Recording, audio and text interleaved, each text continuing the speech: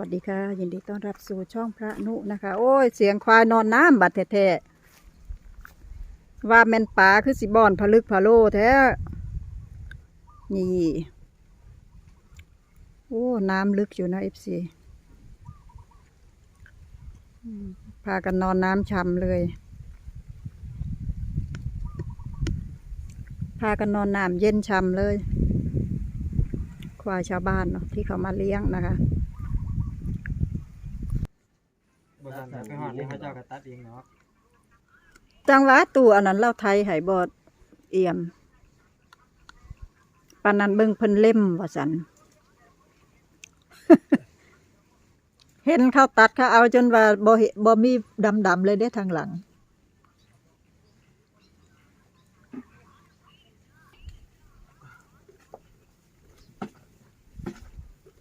ยี่ยังอะนะ ออกมาไปถือของดีออกมากล้าให้อยู่บ่ไหวจะไปให้ก็บ่นั่นแล้ว เป็นหยังแต่บักเฟียมยังไห้เนาะ ฮะ แต่บักเฟียมยังไห้ บ่หมู่เขาก็ยังบ่ให้เจ้าของเพิ่นสิให้ซะบ่ ทหาร เอามันก็หลายคนหลายแบบเนาะ หลายคนหลายแบบ กาดีหันแล้ว ตัวอยู่อันสิ แบบเดียวกันเบิดนั่นล่ะจักแบบก็ได้ ตัวอยู่อันละติเจ้าสิโดนบ่ ใช้มือแรกมือสองก็ยังบ่เข้าที่ ก็ธรรมดาละอันอาหารก็ยังบ่เข้าทีละก็แม่นละมือแรกเนาะ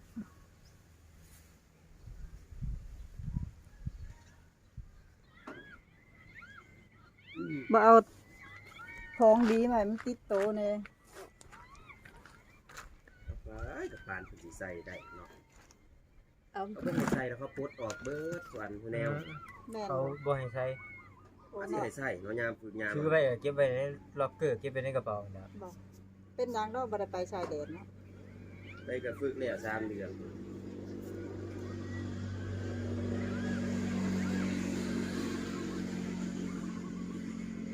ถ้าบ่ส่งไปดอกว่าช่วงนี้มันอันนั้นแล้ว เพิ่นเงินไปลบ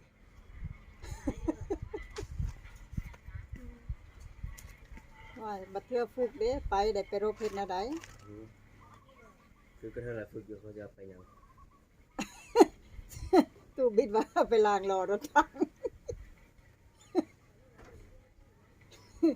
เขาเอาไปล้างรอรถถังสิไปอยู่บ่บิ๊ก จักแล้ว ว้ายจักบ่ได้แล้วเขาสั่งหยังก็ต้องไปแล้วเว้ย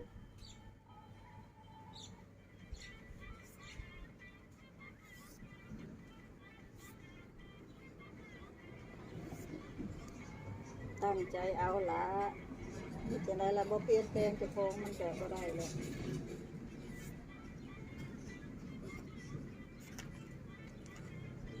ยัง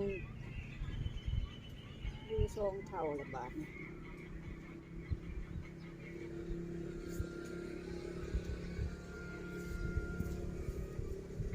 จักบ้านใดแน่แล้วที่ไปนะครับ จักแล้วจะสิไปถามกันเอามืออื่น จักคนละห้ามือนั้นที่เขาคัดไว้นะอันแถวแรกเลยบ่ว่ามันเป็น30พุ่นละมั้ง เกือบแล้ว เพราะว่าฮอดมึงนับ26แล้วอันบ่เป็น30กว่า แต่น่ะก็ยังมาบ่ครบ แม่นบ่ ใบอันนั้นยังเซ็นยังบ่ครบที่มันจะคนบาง เข้านัด 30กว่าน่ะ เขานัดว่า2 โมงครึ่งแล้วผู้ลางคนจนสิเที่ยงจังไปบ่ได้ฟังอบรมแล้ว มึนเด้บางคน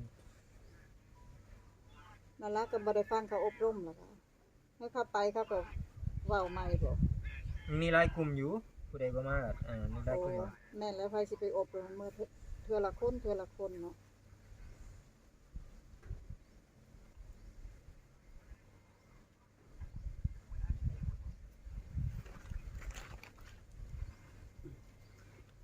โอ้ทางนี้เด้เป็นแนวใด ออกพรรษาแหละเป็นแนวใดทางนี้ก็ได้ สบายดีคือว่านะบ่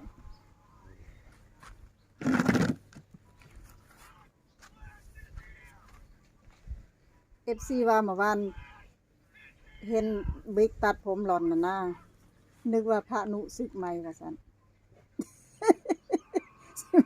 เบิ่งจังได้จังว่า ผู้ลังคนแบบว่าคือลุงเสือคักว่าซั่นคือตั้งแต่ทายาง บ่มีหนวดให้เลยครับ ก็ดีตัวยางขาโค้งๆจังละติเขาก็บ่เอาไว้แล้ แล้ว วจะรอบแล้วเขา สองเมื่อคืนนี่เด้ พระเจ้าบ่ ทั้งข้าวเจ้าทั้งข้าวเหนียวหั่นเลย แล้วบ่ล่ะ ว่าแล้วก็ย่างอยู่2 ไห้มั้งย่างอยู่2 ไห้อยู่นาให้เลิกข้าวเหนียว ช่วงไปแก่ไปเกี่ยวตอนนั้นมันบ่แก่เด้ มันสิไปเกี่ยวเอาตัว ก็ไปเกี่ยวเอาไปเกี่ยวแล้ว2 ไห้ย่างอยู่2 ไห้ เกี่ยวมาเกี่ยว แล้วสิตีเอาดอก